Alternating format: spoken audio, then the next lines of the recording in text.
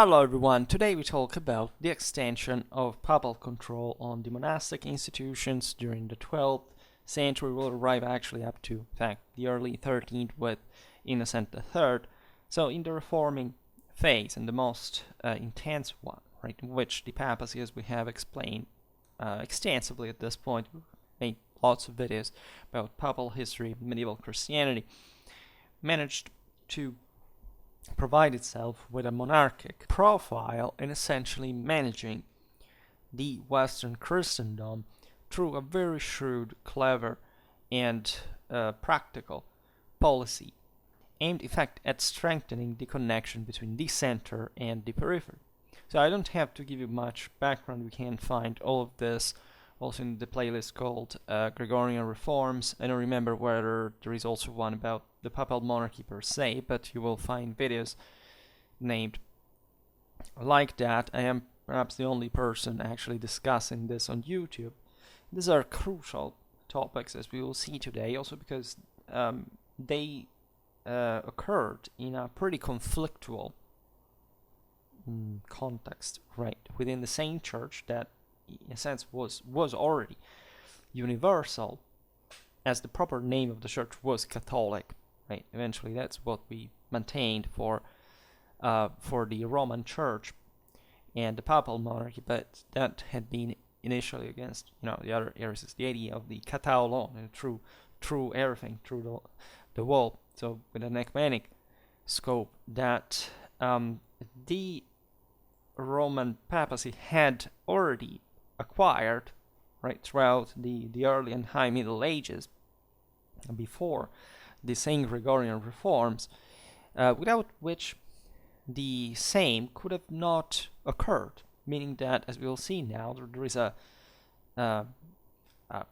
say a clash, right, strength ratio in the struggle, for which, if Rome had not had enough power on its own, morally, materially, would have not succeeded in extending, and especially the spiritual one, right? Morally speaking, this thing could have not be done if the spiritual prestige of Rome had not already sown so many deep connections with the entire Western Christendom that enabled eventually the Church to step over even certain aspect of the canonic tradition by essentially evolving in a monarchic direction, by attributing to the Roman pontiff essentially some omnipowerful prerogatives that had not been fully, let's say, formalized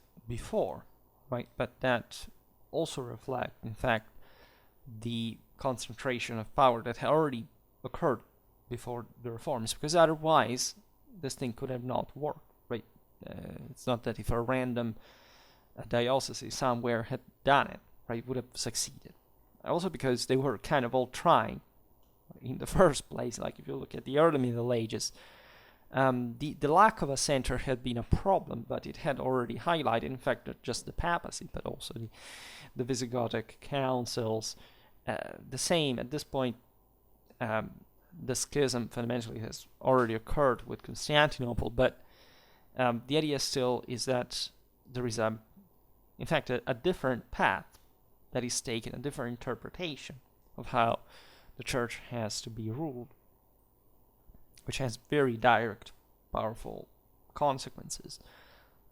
These are the centers of the Crusades, are the centers of the successful struggle that the papacy led together also with secular authorities, in spite of the competition existing again among all of them, against the heresies that literally threatened in the 12th century to break the Christendom apart everywhere, right? This was a problem not just in the West, but also for the Byzantines, and more generally for medieval civilization as a whole, right? Instead, as you know, powers like France, the papacy, other states in Europe really pushed dramatically forward in terms of organization, financially, power,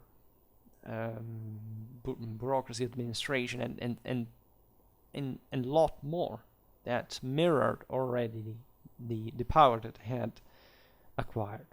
So one of the most powerful means to acquire power in such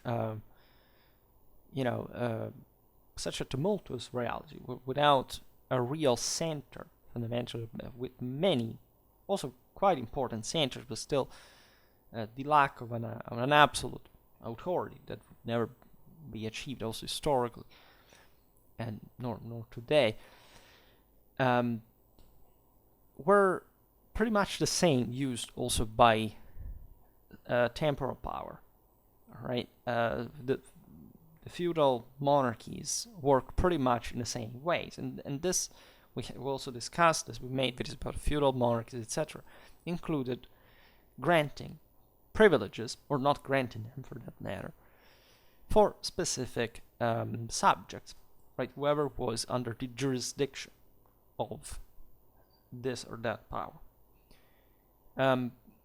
So what were the advantages, the disadvantages? We'll see it now. Essentially, they provided with great power for certain individual communities that were contrasting against others who could provide with an opposition to your own same power. And the same fact that you had already very often, like in this case, a papal, imperial, or royal vest, was, let's say, that minimal standard that even in the very realpolitik kind of in fact, mechanisms that we're looking at would confer enough kind of moral force to the same idea, to the same institution, right, to maintain it, even in a world where this was not to be given for granted in theory, right? Everybody at this point believed that there had to be an empire, a papacy, right? This was not in doubt, except for the most extremistic cases where you find schisms that were all inspired, by the way, as a copy of the same Roman Church. When you look at the Cathars and you think, what a terrible thing, the popes, used the Inquisitions, they persecuted these people. Well, you look at how the Cathar Church was organized, what they did, and it was an identical copy, or at least an attempt to copy identically, and the means were the same. They had their own Inquisition, which, again, it per se, even in Catholic history, is not really the terrible thing that you have been scared by as the boogeyman, nor a negative thing altogether at all. Persecution happened in the same reason, because the discriminant is not whether you persecute somebody or you burn it at the stake. The reason is, why do you do that, right? And this seems to have completely evaporated from our moral horizons. Why do we sentence people to death? Is that a form of tyranny? It's not. It's people that get together and decide to do it. It may be wrong, but it may be right. It depends on the circumstance, right? And this is what makes the difference, right? That's why there are countries that, by expanding, do positive things, or countries by expanding do negative things. And that's the discriminant, right? And just for, the hysterical anti-imperialism that is used quite hypocritically, by the way, to justify whatever, mostly the weak side of the story, that is also the weak and the weaker one, right? As opposed to what we should have as a universal empire that we also should strive for as a regular civilizational principle, and that the fringe always thinks, we have to fight against the unipolar world. What kind of unipolar world, right? This is kind of properly alienated mindset that pretends that since there is a universal authority, that's a unipole. What is a unipole? What is single thought, right? Are you even sane, mentally to claim that such things are possible, right? You completely misunderstand what a universal authority is supposed to be and what it can also be in practice. But this, again, is one of the many reasons why we should be studying medieval history and history of religions, history of Christianity. And sadly enough, as I point out here and there. If I make a video about the migration here, everybody watches it. Make this kind of videos, nobody watches them. And that reveals the cultural misery of today's world, right? Because we have completely lost the plot about probably a hierarchy of values in the first place, and convincing ourselves that the opposite of that hierarchy, that is the absence of it in the first place, is somewhat the right thing. And we live in a constant paranoid delusion, for which the more primitive, the more brutal, the more disorderly, the more underdeveloped, the better it is, right? And that's what we see every day. In any case, privileges for religious houses during the Gregorian reforms provided definitely with the popes with their most frequent opportunities for demonstrating their power to change the law. The preference, there were other means. We will make other videos about the decretals. Actually, we've already made some, but not quite in a political sense. There's really a lot to say about medieval papacy. In any case, the reason being mostly that the same centuries we're discussing, the 11th to the 12th, as you know, were a moment of great expansion in Europe at every level. And so there were many different, in fact, religious houses. Initially, every monk thought to be a Benedictine in Western Europe, right? The rule of Saint Benedict of Nursia was the only thing that anywhere was considered such. There were different, say, sub-rules, or at least, some interpretation of the same rule of Saint Benedict, but everybody thought the same. Eventually, the papacy will inaugurate the new mendicant orders, etc. But the point being is that this new religious experiences, in many ways, were, first of all, to be regulated. We've seen it really in many videos regarding the aforementioned heretical problem, because they were, in fact, unregulated communities, so that you could never know what really would be thought and preached and really believed within them. In many cases, even what we call the heretics really didn't, most of the times at least, didn't really have a doubt regarding what that the center of Christendom was Rome, etc. That was so like a universal belief in Western Christendom, and frankly would be also beyond. But what I mean is that the paradigm could still harbor some kind of divergent beliefs in what, in fact, the Reformed papacy had to be, right? The reformistic instances had been pioneered sometimes by groups that were disappointed by the same papal monarchic turn, but also what kind of alternative was there to keep things in order, right? And that's not a surprise that, in fact, most of these groups eventually accepted the papal monarchy, and those who didn't tried to separate themselves from it. They tried to copy it, they failed, they were wiped out, and that's why until the Reformation, fundamentally, there is no other alternative. And that's not really a negative thing, because again, if you don't have like a universal power, how can you think to prevent even not conflict, but actually open war, as it was happening, as in fact many of these movements were also mixed, as you know, with social instances, etc. There is always kind of the leftistic fringe that takes every good chance to steal, to kill, etc. Not that even the ecclesiastical elite at a point was that candid, let's say, but in those times, yes, there is a fringe movement of more years of among which this kind of radical ideas spread, and the rest of the community that eventually defeated them. So this proving that the decisive moral force was from their side, independently from being perfectly fond of the same papal decisions or not, still supported the papal monarchy. And that's called liberty, and having a dialogue within a universal power in the first place by taking out the radicals. now that are needed, but are needed exactly for the orthodoxy to succeed. So, as we said, such privileges to the various houses demonstrated the papal power to change the same law. Because as we'll see now, the canons didn't contemplate such new form of hierarchy in the ecclesiastical administration, right? In theory, these monasteries fell in the jurisdiction of the local diocese, right? So, say this happened somewhere in France. The Bishop of Rome is just basically that area of central Italy.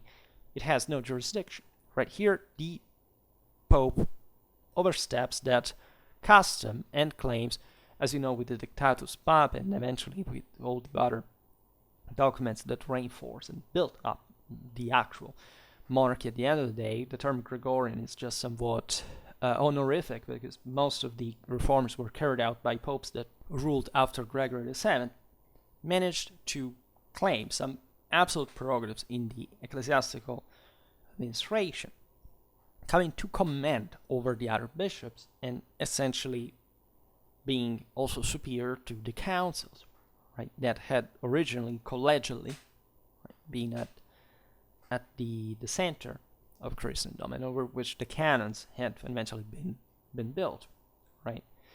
I made a video, if I'm not wrong, about the Saint Decretum Gratiani, explaining a bit the context, the background. Here is also the phase of course, the investiture controversy, etc. But I have a playlist on that, and we will not mix it for today, because we look just really at these Rome, monastic houses connection.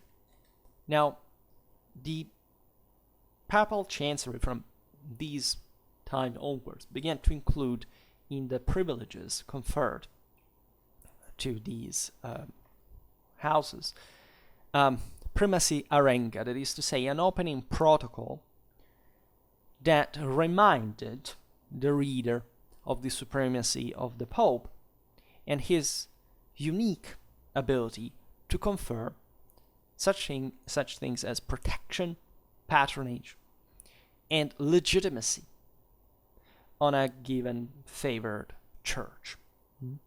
So, in other words, the papacy was embodying the supreme authority essentially to dispense these foundations of specific duties, or conferring them some privileges in, which is, depending on how you see it, basically the same thing. And the practical end, of course, was to reinforce these local foundations that were quite often new. That's why, especially the monasteries during this great expansive phase of the same, and new experiences that were literally spontaneous, right? They were occurring, like people literally starting to live in some call them monasteries, but they were quite simple things. As you know, monasterium simply means the kind of idea of a monad that had to reflect the heavenly perfection in the world, right? But still kind of a bit distant from the heat of it, let's say, but still close enough to it to give example to the rest, right? So the idea of transforming the world again in heavenly Jerusalem, and thus creating very powerful allies that in practice in theory should have depended, as we've just seen, by canon law on the local diocesan, that instead were seeking at that point a special privilege with the papacy, so conferring power to the papacy, essentially depending on it, and growing as new powerful landed communities in given areas, and thus directly also giving something in exchange to the Pope, right? And so increasing also the church's wealth and power, and in this regard representing a true papal throughout all of Europe, right? At this point, the same kingdoms, the same, the temporal powers are dramatically providing themselves with such means as well.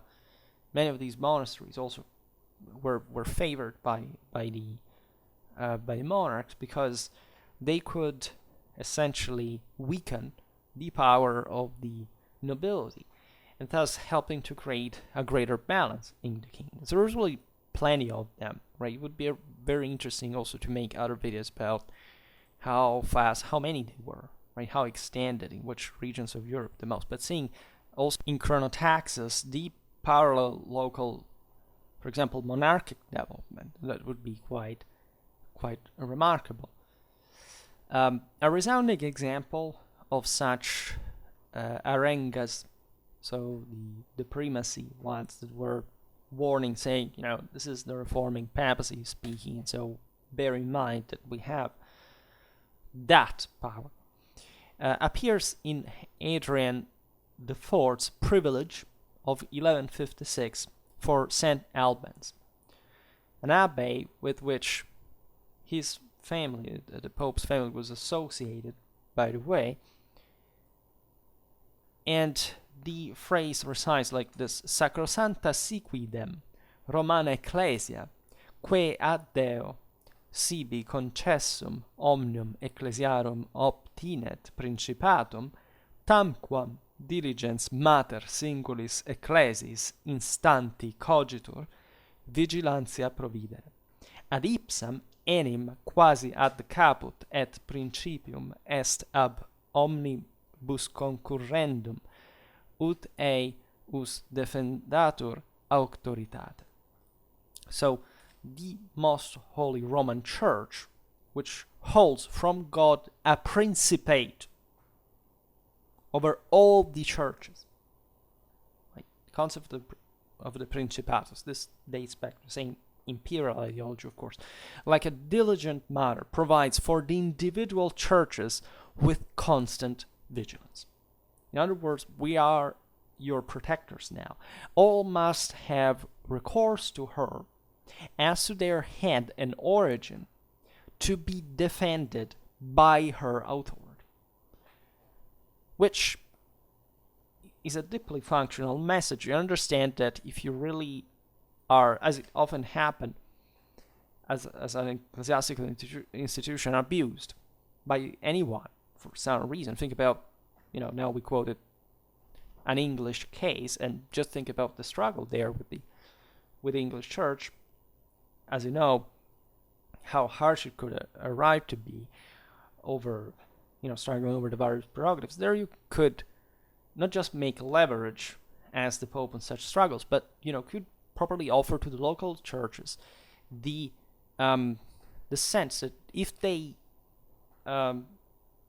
were abused, or if they were trying to pursue something in their own interest, they could count on papal authority.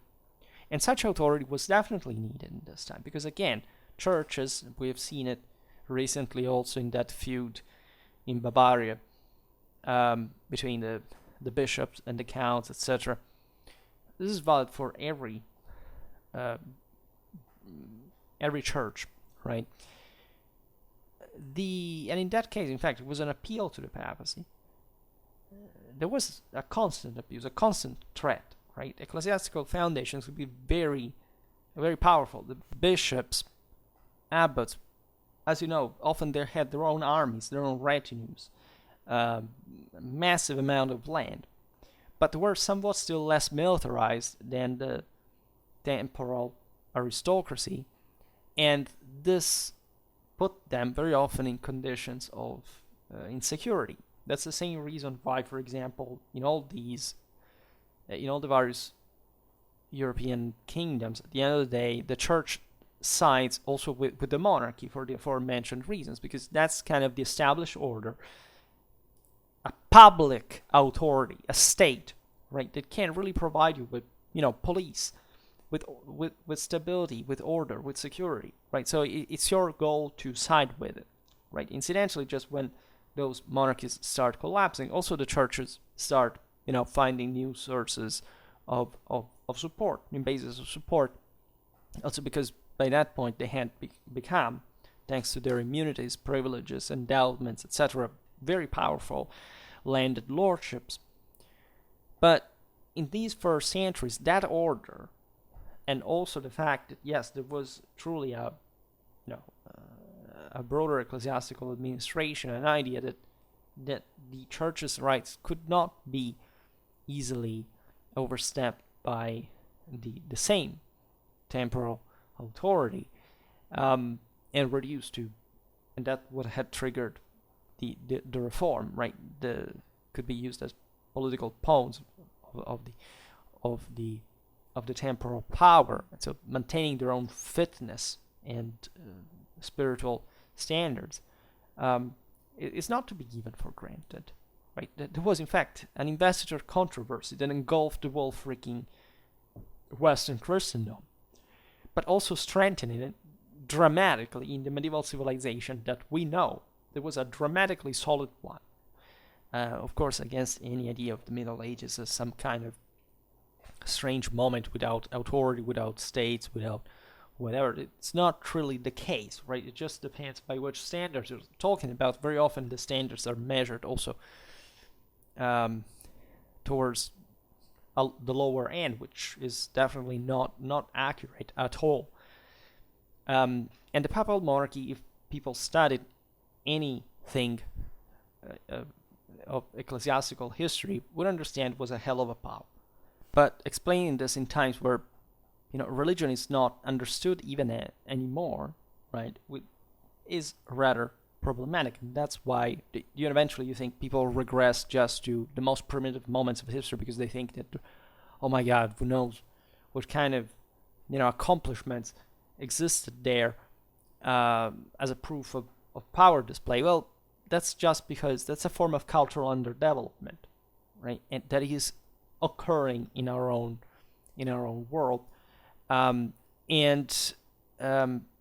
I'm serious about it. Like, people of my generation could believe, not believe, but they knew what religion was. Now, it's pretty self-evident that the new generations do not really know and will not know at large what religion actually is, what it actually means, even just historically speaking, right? You don't have to believe in it in order to understand what it was and why it worked and why it was so important and so positive.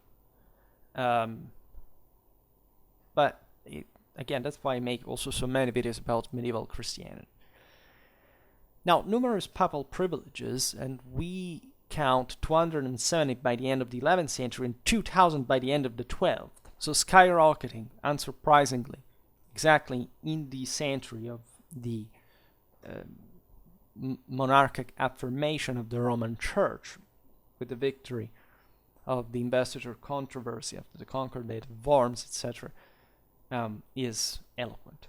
A massive amount, right? That properly mirrors that dramatic extensional capacity of control of the Roman Church. And always remember this, from the other side, people who wanted that because it was their own interest. This is always the point, just to dilute further the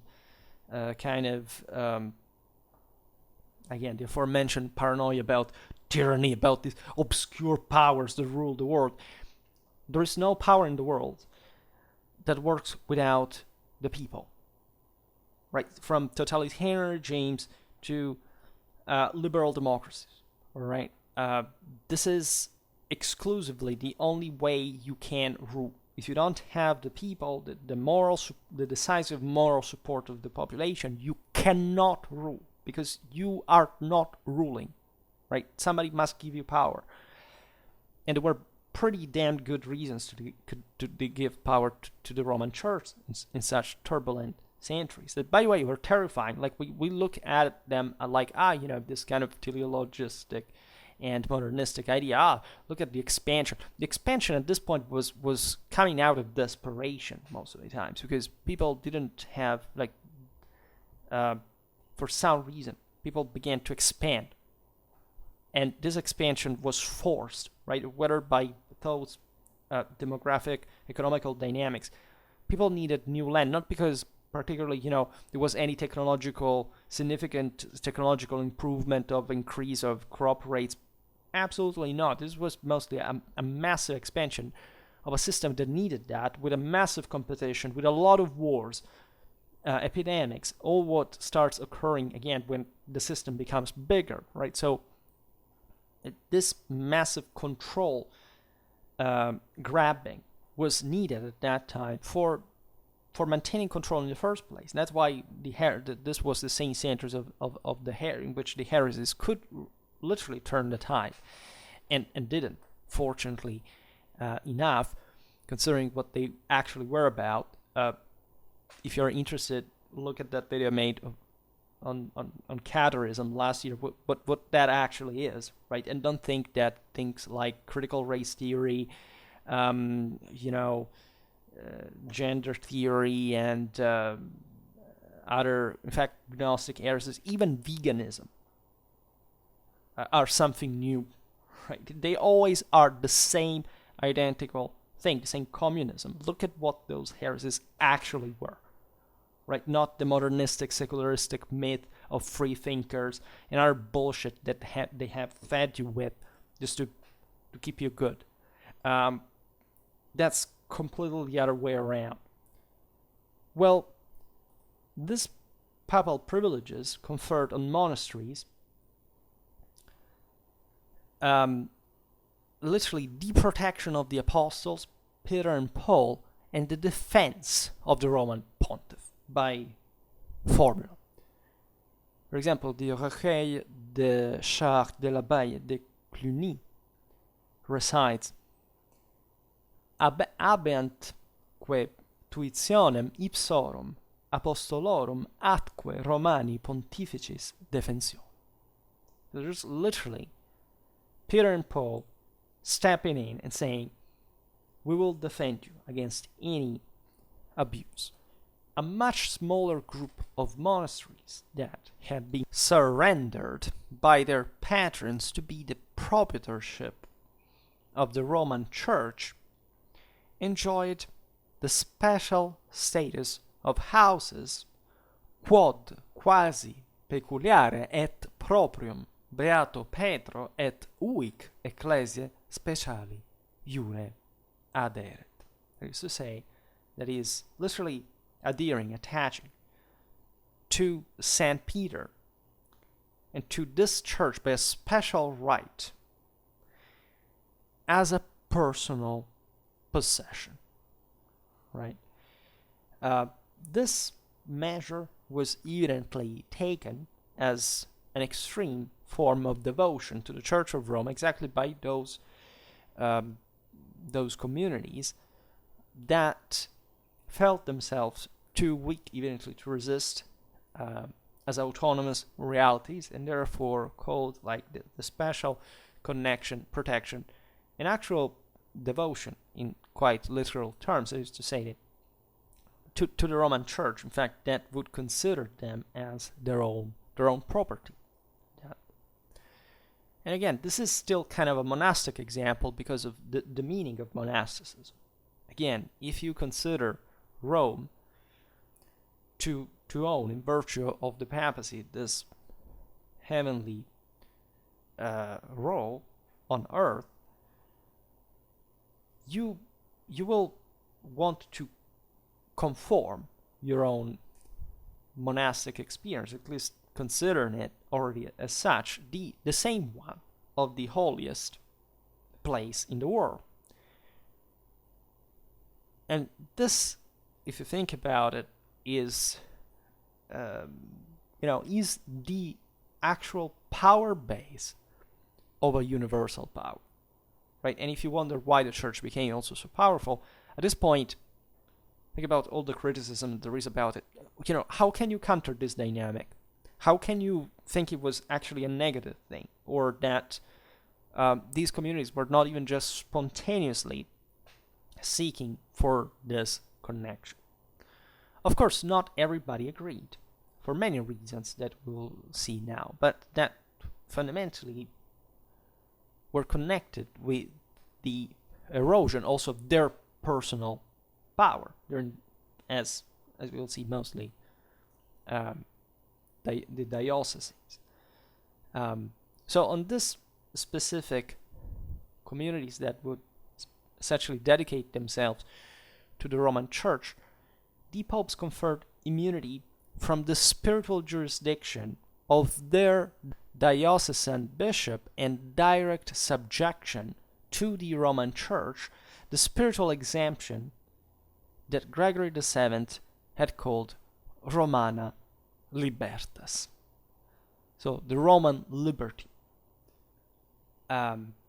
This aspect too was essentially stripping the local diocese of a power that they should have enjoyed by canon law on these monastic centers. As you know, there was also an old rivalry between the secular clergy and the monks that really came from, say, in general, from different backgrounds, experiences. I mean, some were the same people, but in general, the environments were two different types of lifestyle, first of all, and all what followed also as a different choice for how to lead Christianity that did exist, of course, also within the papal monarchy. I mean, the creation of the mendicant orders, but the same monastic military ones are, a sound proof of it. And consider that Christendom, in that sense, was all kind of participating to lots of things. I mean, as Saint Francis would be in the crusading camp in the Holy Land during the war against the Saracens. There were other, there were priests, there was secular clergy, there were the military orders. So this was just the so many different, normally different expressions of, at the end of the day, in that context of European civilization, that was all one with Christianity at that point. And surely bringing in that's also the best of the previous concepts and ideas. We have been talking very much during this year about the role of Christianity as a specific one in the history of spirituality, not just like a break with the past, or also with the present, for that matter, that aforementioned forgetfulness about even the meaning of religion. So this is why all this is so relevant. And the Roman Church had very special relations with particular abbes, right? The most favorite ones at this time famously bit the beating hearts of this monastic experience, Cluny and Monte Cassino. These centers were very powerful, as you know. They continued to enjoy the Roman liberty. Also, the term libertas there is quite meaningful, because it's not some kind of absolute freedom, which is negative freedom. No, it's liberty. It means that there is an autonomy determined by, in fact, an authority which has a certain way of also negotiating the same with the local communities. And so there is no such thing like a full-fledged tyranny and imposition or whatever. No, this was a true Roman liberty. It was the concept that you were a client of the Roman Church, that was a standard of holiness and of authority and spiritual primacy and honor and charity in the head at this point of the universal church, right? The same one that was bringing, in fact, Western Christendom to expand dramatically, even beyond its boundaries at this point, and literally molding the world at its own image. And as we were saying before, the anepias of this mechanism were actually other very powerful figures, such as bishops, the metropolitans, which erupted in noisy protests, for example, at the Council of Rheims in 1119, also at the First Lateran Council in 1123. These dates are also very meaningful because, as we were saying before, 1122 is the Concordat of Worms, so there the Roman Church had scored a big victory in essentially obtaining from the emperor the primacy of the papal episcopal investiture in Italy over the Italian diocese, whereas, in part this was granted still by tradition to the King of Germany in Germany. And these councils reaffirmed, in a sense, that trend, that direction, also still, however, stating what was fundamentally accepted as the premise of the Gregorian reform, and so the absolute power of the church, and even at least the claim that any temporal power had to be at least guided, comforted, and assisted, also in fact supported by the Roman Church. That could, however, in fact also oppose herself to that power in case it had, as we'll see now, also proven to be covered by an unfit individual.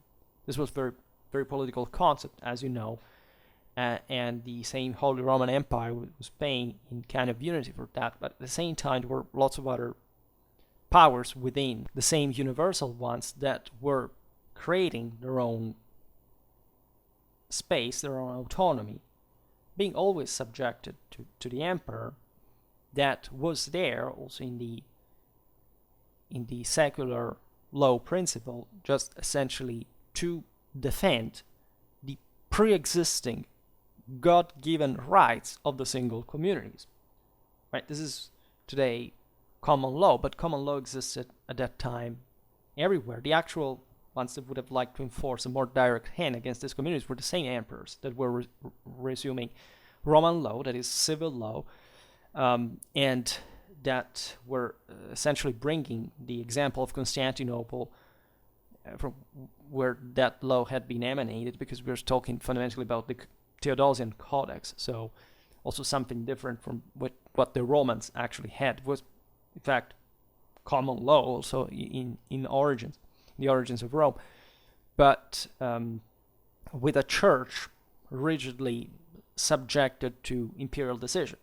Right? Byzantine emperors killed archbishops, patriarchs attempted to kill popes, so that this was serious, right? So there is a struggle there between two visions of the world that are not simply like, there is an emperor, you have to obey the emperor, even if you're the pope. Well, it's a bit more complicated than that. And I think, as you know, if you have followed the other videos I made on this topic, that Western civilization, and the narrowly meant Western civilization in Western Europe, skyrocketed exactly because of the provocative role that the papacy had next to the executive one of the emperor, allowing a very powerfully calibrated, double thread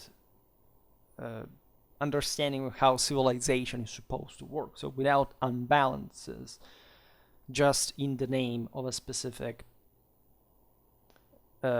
absolute that, however, does not reflect the same reality in many ways. So Wu can be God.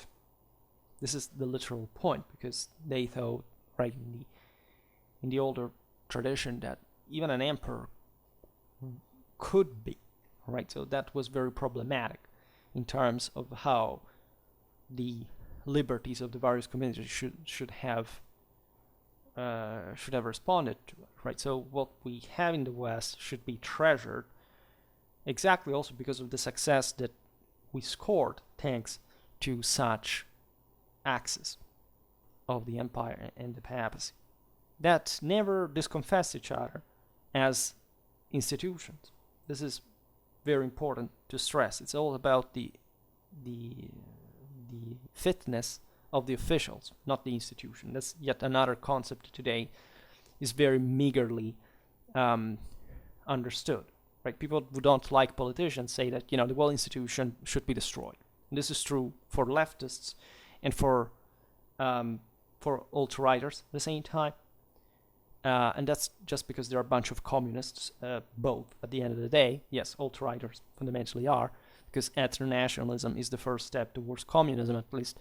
And there is no respect for the role of the institution itself, because of course somebody who doesn't have the cultural tools to understand why an institution exists and what is the actual role and how it's supposed to work, and doesn't take in some kind of extremistic, either kind of absolutistic or libertarianistic delusions, doesn't know how to make a civilization work and must not rule a country in the first place. And history too proved quite disastrously what happens when such ideologies come to power. Now, there was also an opposition, at least a criticism, of the new religious orders of the 12th century, whose representatives denounced papal privileges of spiritual exemptions as innovations or foreign to the statutes of the canons. This is quite meaningful because it shows that the same monastic orders, by a certain degree, had developed in local realities where they had managed to connect their establishment, their fortune, their stability to the local authorities, also in form of the bishops, etc. And so, depending on which institutions we're talking about, because again, somebody who was particularly close to a bishop that opposed, in a broader sense, like some, the extension of some papal prerogatives over his diocese, he would, be followed by people that the bishop, by maintaining some special control, of course, on some monasteries, because the Pope didn't really control not even the majority of them, but let's say, would side with the same bishop, right? Because the people who would be appointed as abbots, etc., would like to support his cause. The First Lateran Council responded to such criticism by restating the ancient canonical principle ut monachi propriis episcopis subiecti existent, right? So this principle was first stated in the fourth canon of the Council of Chalcedon in 451. Gero of Reichersberg, in the De Investigatione Antichristi, speaks specifically of nove ordinationes, or novas institutiones. That is, nove sunt iste consuetudines et ab institutionibus canonum aliene. So these do not belong to the canons. We've never seen them before, right? The papacy, in other words, is overstepping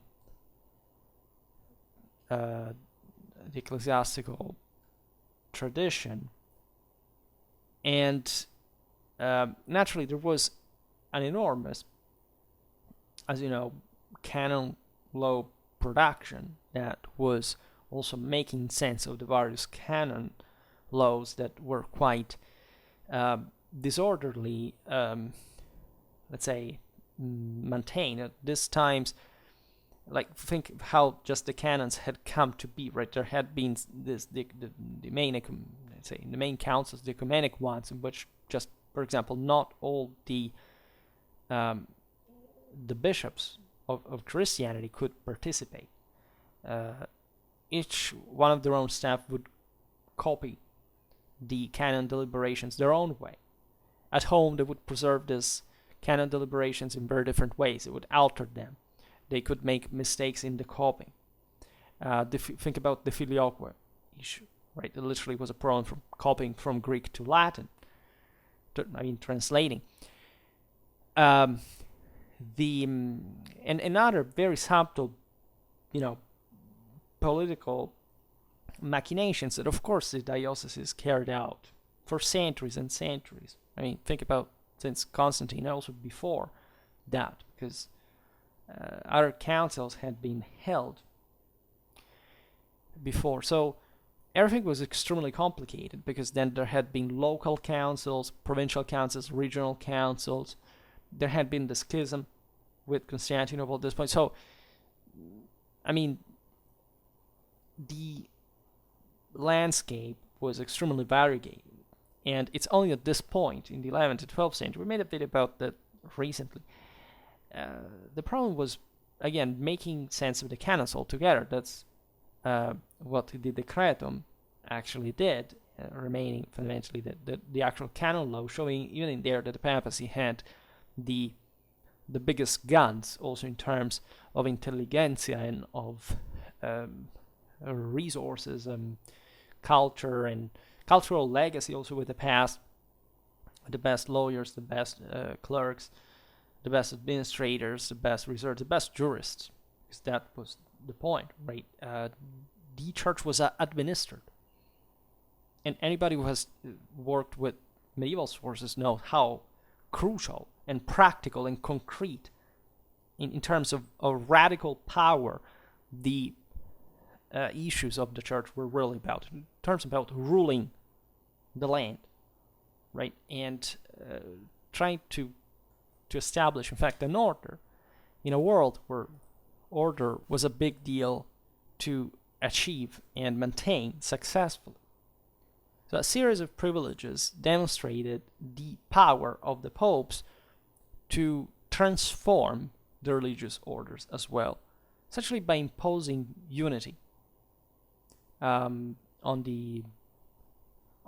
example, also from a organizational point of view, in terms of rules, right? Many of these experiences that we have seen appearing, again, were quite spontaneous.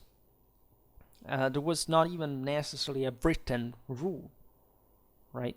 Everybody took their own way, right? This is good in that libertas terms that we were saying before, and the papacy was, of course, tolerant of the general expression as long as it's conformed with orthodoxy. It didn't take some strange theological path.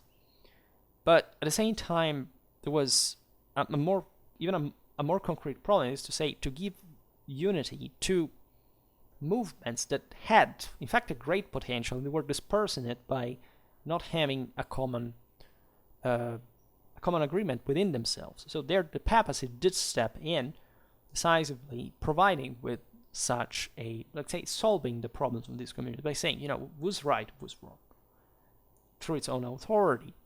Naturally, there was a lot of interest there as well, but which of these players wasn't acting by interest?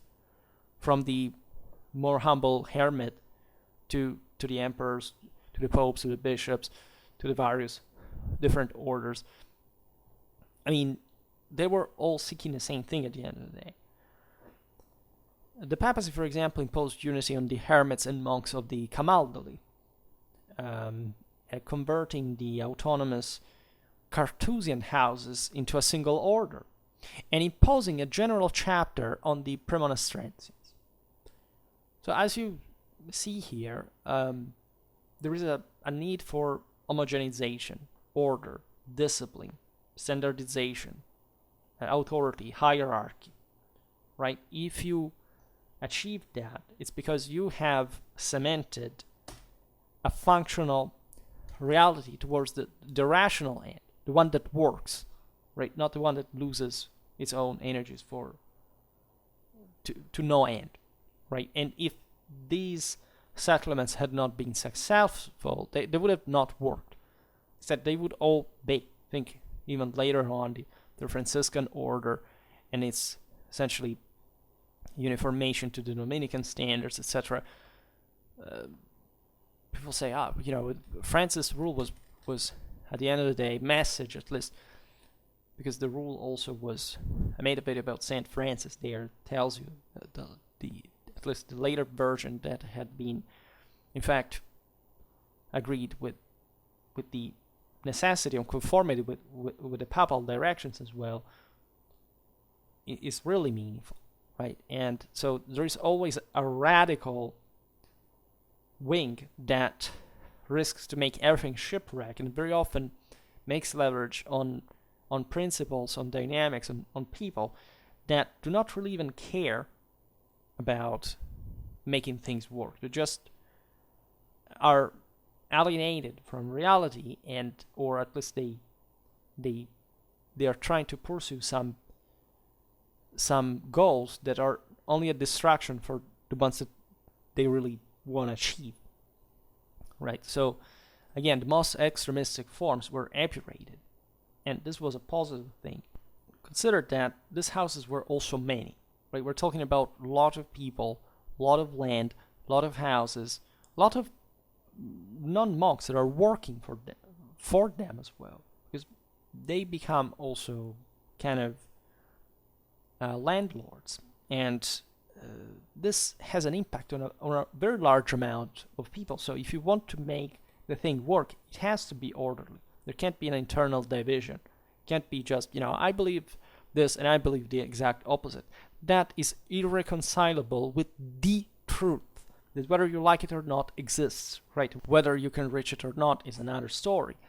But still, there can't be two positions and to be equally valid, right? One is automatically worse than the other, right? So the other has precedence by a certain degree.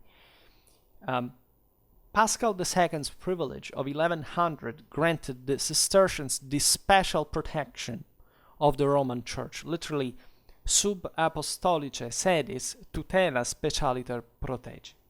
This privilege inaugurated a long series of papal intervention in the life of the Cistercian order. Innocent II, for example, granted Cistercian abbeys the controversial exemption from the payment of tithes, that, as you know, were one of the pillars of the secular ecclesiastical administration.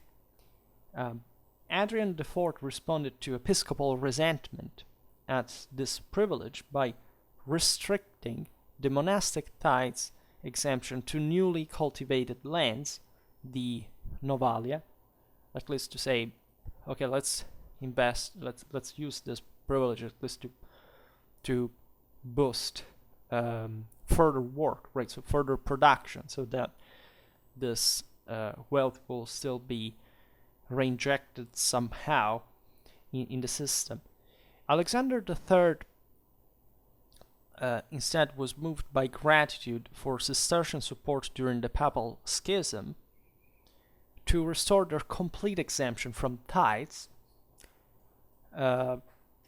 which explains you quite concretely why also a Cistercian order would support the papal cause in that sense, because at that point they wouldn't have to pay any tithe to the diocese, and so there you have real power coming from these exemptions.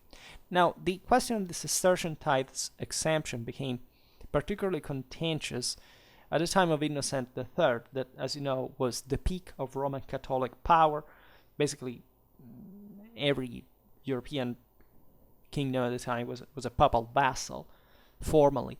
And this occurred, if anything, because some Cistercian houses were found to be abusing their privilege.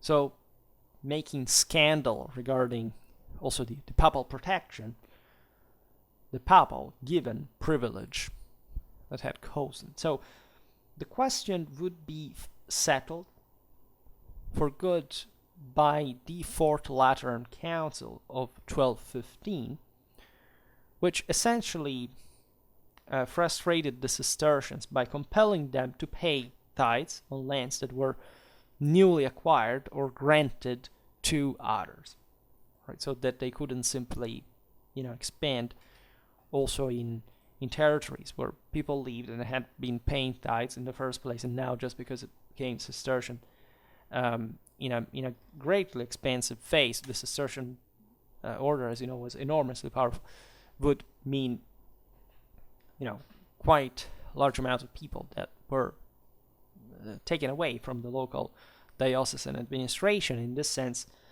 the Pope also had an interest for the local bishops to be powerful as well, as they could play on them too. And so the Cistercian order was quite powerful in very powerful areas of Europe.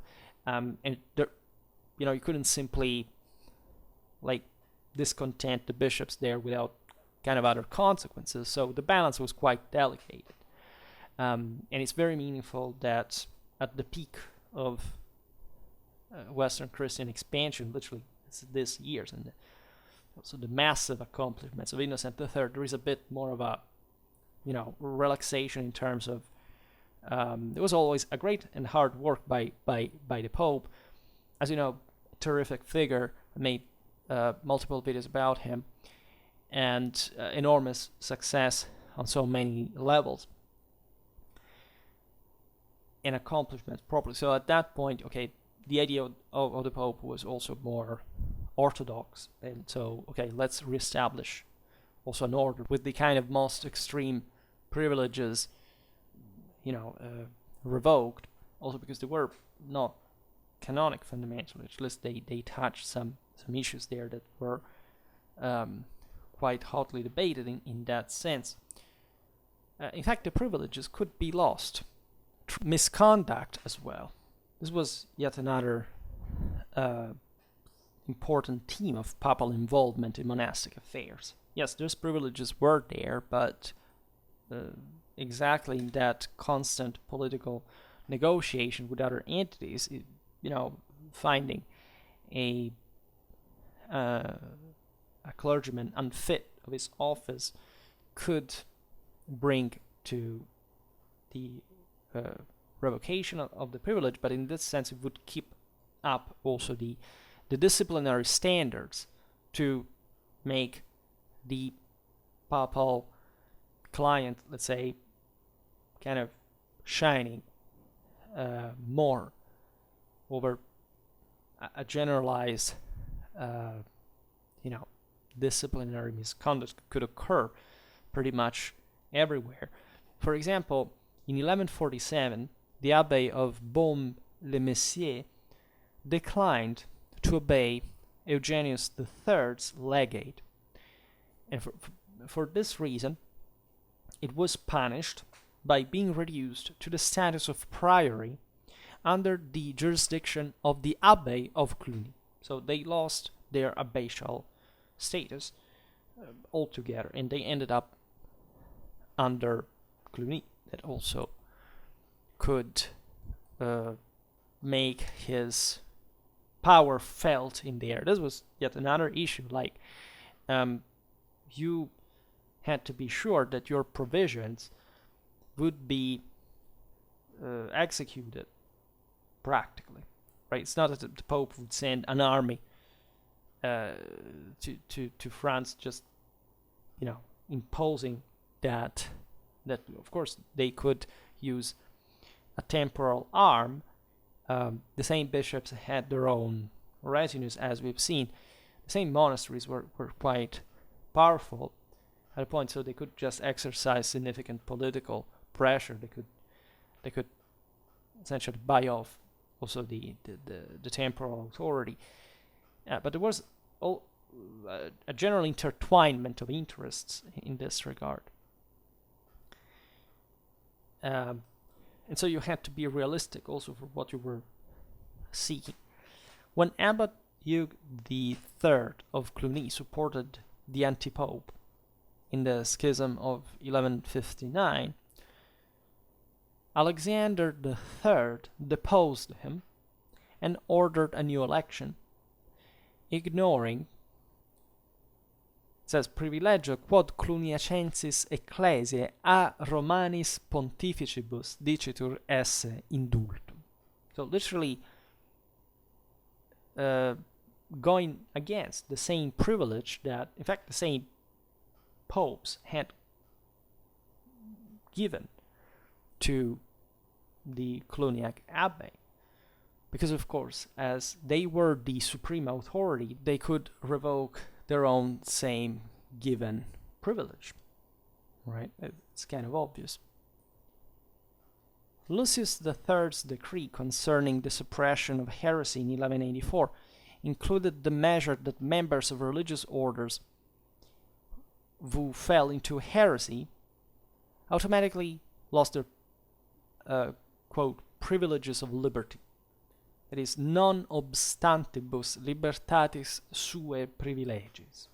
Right? This was fundamental, of course. If you fell out of grace and you were excommunicated, or there was some kind of heretical, let's say, in fact, path taken, this depending on who was the actual heretic. Like, it could be the single prelate, could be this that had the higher authority on the community, could be the entire community, right? So this was also another convenient way of playing also within the same communities. But heresies existed as hell, especially in those years. And the most confident demonstration of this papal disciplinary power is found, unsurprisingly, in Innocent III's threats to suspend all the Cistercians' privileges altogether if the order did not correct its errors. Right? That's a pope that can have his authority respected in that moment of, in fact, incalculable power. And on this occasion, Innocent included the menacing observation, eligeremus enim potius paucos offendi quam totum ordinem aboleri. That means, we will, as I will actually, because it's pluralis majestatis of the Pope, choose rather to offend a few people than to abolish a world order. Literally meaning, if we also find essentially the responsible, we will not hesitate to remove them immediately. Then, kind of abolishing the world order is still risking such because of these people altogether, right? And so this was a very direct interference of the papacy in the Cistercian order, so much that the, of course, displaying Roman power in that regard, but also triggering in Cistercian contemporary Cistercian historiography an evil depiction of Innocent III, right? Exactly because of his attitude towards Cistercian privileges that had been given to them by the papacy in the first place, that now, because of actual issues, were being threatened by the same Pope that also wanted to save the order as opposed to eliminating it just for a few people creating the problem. And this, as we were saying before, Innocent III was, definitely one of the greatest humans that ever lived for many reasons. But again, ecclesiastical history today, actual ecclesiastical history, not theistic or atheistic propaganda, but actual religious history. Why Innocent III should be known by any person on earth, and at large, not even Westerners know anything about who he is, and the few people who know about that are essentially kind of anti, kind of Catholic biased individuals who think it was a monster and cannot read, and also others or leftists for that matter think that, oh my God, he launched a crusade against the Cathars, and so, because is that a negative thing? Like, this is the point where we arrive, right? That even any use of violence, doesn't matter whether good or not, there's a fundamental discriminant between that, is phobically and actually aggressively, so betraying a lot of double standards there, because we realize, in fact, that the least disciplined communities are the most violent among each other, the most ignorant and the most underdeveloped, bring towards figures that actually represent that authority, that reason, that discipline, and those spiritual standards that evidently cannot be afforded anymore, right? And this is a much more serious problem than you think, because this goes beyond normally any debate that I've heard about these topics regarding, It's as if, at least there's a big part of the world, properly, I'm talking even from within the same West, so I'm not accusing somebody else as, other, the rest of the world doesn't know anything, and there are, well, so many other much more serious problems. But we're not discussing that. If we want to be an example, we have to start from ourselves, and but given that I have mostly an American audience, well, the average really is that, the idea is that the papacy was bad for no reason that is indicated, researched, studied on actual historiography. I mean, not reading Wikipedia or, projecting your personal fantasy on it. I mean, having an actual historical competence, which you can hardly have without a formal recognition of the same, even if you may be the, most, which is never the case, and this is probably the most willing person to just study, even if you're not going to do anything with history. But that's the sad part of the story. In order to know things, you should be competent in them, right? You can't invent them. You can't just say, I feel like this, and I kind of know history because I spent, 10 years of my life on Facebook groups and, watching memes and talking with people with a, brain capacity of a chicken about what they think history is. No, that just means becoming dumber and just not having an idea that there is something else in the world. This is the greatest problem, convincing that it gets down to a bunch of nonsense without even actually reading the sources. So this is, or starting to do it, because it's not reading the sources either means, I got it. No, you can't simply read the sources. You should have a lot of other competence and expertise to read a source. Today, you see, in my videos, I just illustrate things. I mostly make disclosure. I don't even pretend that I'm making an analysis of the sources. That's what I do for a living on other sources. I don't study ecclesiastical history. But, say, reading even some things like this, you can easily point out certain dynamics that, let's be honest, you've never listened in your life about. Like, they're not even particularly difficult to understand. Actually, they're very easy to understand at this level of disclosure. The point I'm making is that they existed in the first place, and most people absolutely ignore that this reality exists and existed in the form, respectively, of what you can study from history, and that this was real, that Europe was ruled by these forces for a reason, with a logic, with a purpose, and also with a massive achievement that we also rest on, for us to completely neglect and even attack whenever we realize that it exists for our own deficiencies. So I really care about these topics. I really care about medieval Christianity and history of religions in general. And you know that my cut is very ideal in the sense that I tell history in ways that are not easy to find, because we come from a kind of historiographical legacy that in the last generations has done any possible thing to divert any kind of debate on a kind of socio-economical, relativistic, deterministic, materialistic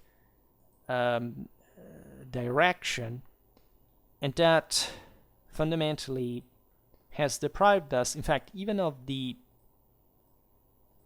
actual awareness of existence, right? You would think that certain ideologues that today speak politics, I think I could even make names, but very popular political commentators, etc. You see, once upon a time, ideologues had actually studied something, right? They may have gotten everything wrong, like Marxists, etc., and already having failed the standards of those who came before them. But at least they had a purpose, they had an idea, they had an objective, they had a method, they had a dialectic. Today, also that background is lost, fortunately, because nobody studies Marx or Engels or Lenin anymore. But they just go on just because they need to pretend that that has a point. It's just like, it's too big for pretending that it's not associated to what makes me think that I'm an intelligent person, to say it. So they will just repeat it. It will go nowhere. It won't be even an actual criticism or attack or with some content, with some evidence again. And that's why I also make all these videos, because at some point this thing will expand, and it will to a point in which hopefully the critical mass will be able to pose the problem that is always the same one I'm talking about in every single one of them, to make people realize the shortcoming. And it even hurts by a degree, because when you realize that it's not that you have been lied to, that you have simply been born in a reality where you have never had a personal responsibility, and whatever the reason was, it's still your fault, because that's what responsibility is about. And the difference between good and evil, and objectivity and subjectivity, and true and false, and right and wrong, it really is. So you can't quite complain with anyone, but starting to work on yourself, really, and trying to adapt to those standards. I know that it's kind of rowing against the flow, and a pretty major one these times, but I see it as a long-term investment for a time in which maybe this exact type of content will be rare, because people will have completely forgotten that these stories are real. And that's what we should be concerned with primarily, right? So I am relatively confident that this can be achieved in a way or another. In any case, we will keep talking about papal history, about the papal monarchy, the Gregorian reforms, and more. For today, I stop it here. I just hope that you enjoyed this video. If you did, please share it. Otherwise, leave a like or subscribe to my channel if you're interested in my upcoming content. And for now, thank you heartily for listening to me. I wish you a nice time, and see you next time. Bye.